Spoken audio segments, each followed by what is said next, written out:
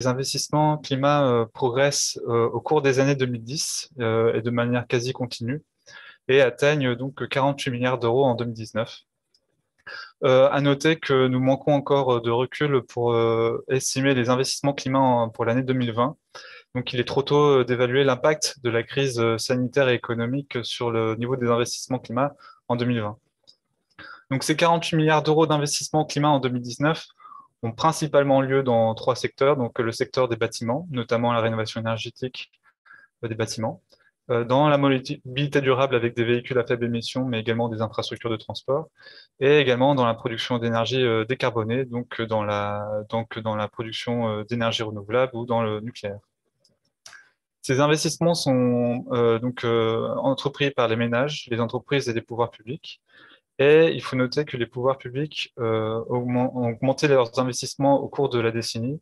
Donc, c'est en 2019 6 milliards de plus qu'en 2011 en termes d'investissement public. Mais en plus de porter eux-mêmes des investissements, les cofinancent, les pouvoirs publics cofinancent également des investissements entrepris par les ménages et les entreprises. Et c'est davantage de cofinancement public au cours de la décennie. C'est 4,5 milliards d'euros de plus qu'en 2011 pour l'année 2019. Donc les investissements en climat progressent, mais ils ne sont pas les seuls à progresser au cours de la décennie. Donc il y a également les investissements fossiles qui persistent. Donc ça, c'est la première mauvaise nouvelle. Ils atteignent donc 71 milliards d'euros en 2019. Donc ces investissements sont principalement dédiés à des achats d'équipements dédiés à la consommation d'énergie fossile. Donc c'est par exemple les voitures particulières, des véhicules utilitaires, mais également également le transport aérien. Et ces investissements sont principalement réalisés par les entreprises et les ménages. Donc, ces investissements fossiles, donc défavorables au climat, vont à l'encontre des efforts de la transition et retardent la réduction des émissions de gaz à effet de serre. Et donc, il est important de réduire au plus vite ce montant des investissements fossiles. L'autre mauvaise nouvelle que nous tenions à vous présenter donc ce matin concerne donc le retard d'investissement. Donc, la France n'investit toujours pas assez pour le climat. En fait, par rapport à 2019, il faudrait investir 13 à 17 milliards d'euros de plus par an entre 2020 et 2023 pour atteindre nos objectifs climat. Mais cet effort d'investissement ne s'arrête pas à 2023. Il faudra également intensifier les efforts en 2024. Donc, il faudra investir 2 fois plus par rapport au niveau constaté en 2019. Donc, investir 2 fois plus entre 2024 et 2028. Et la question, c'est de savoir comment on arrive à estimer ces besoins d'investissement.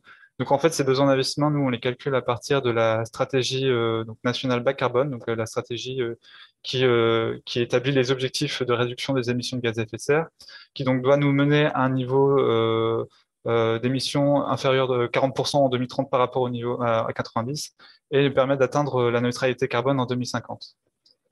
Nous arrivons à couvrir les secteurs des bâtiments, des véhicules, des infrastructures de transport, ainsi que celui du secteur des énergies renouvelables. Donc, face à ce constat d'un besoin d'investissement, de plus d'investissement en tout cas pour, pour les années à venir, que faut-il faire? Donc là, nous avons deux éléments de réponse à F4C. Un premier élément de réponse, c'est d'anticiper dès maintenant l'après-plan de relance. En effet, le plan de relance donc, prévoit un volet climat qui consacre davantage de financement public, notamment à des activités bas carbone.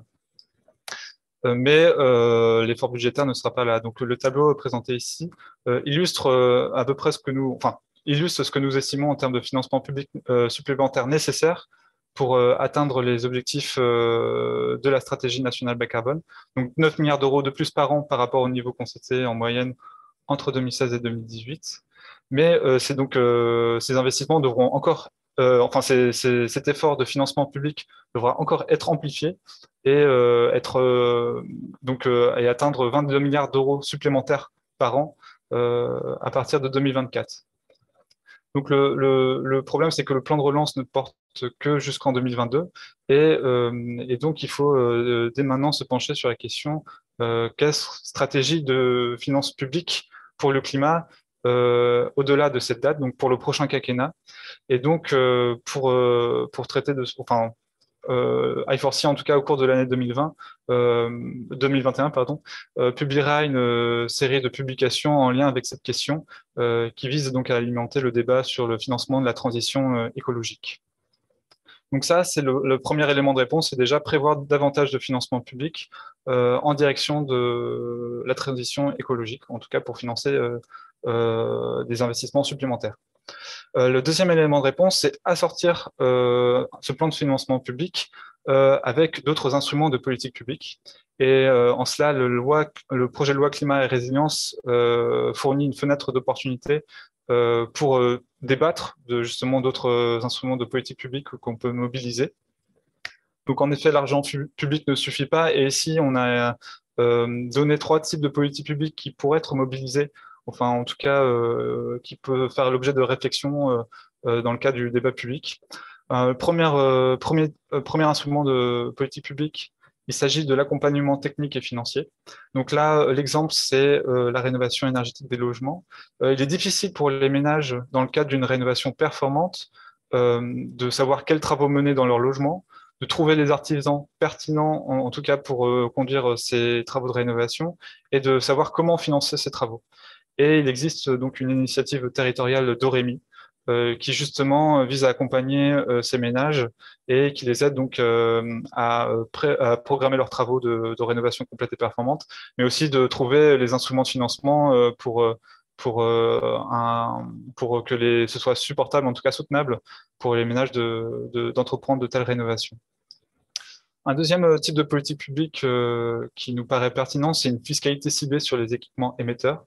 Et là, l'exemple qu'on souhaitait mettre en avant était celui du malus automobile.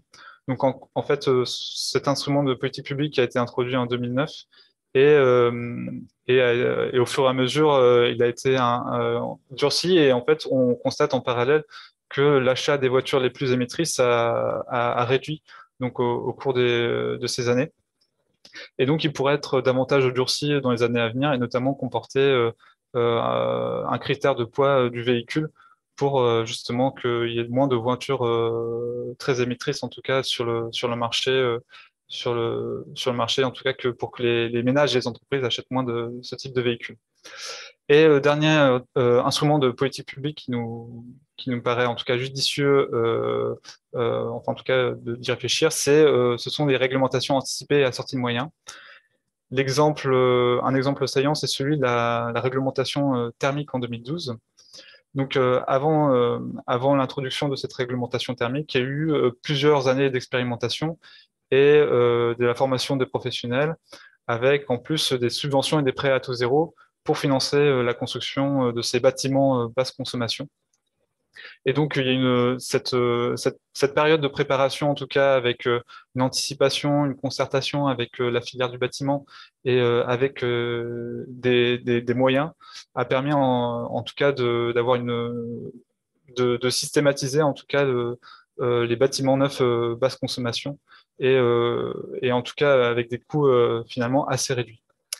Voilà, je termine cette présentation en vous remerciant pour votre attention. Adrien et moi, nous tenons à votre disponibilité pour répondre à vos questions. Et si vous souhaitez nous poser des questions, vous pouvez contacter ou bien Amélie ou bien moi sur la question du panorama des financements climatiques.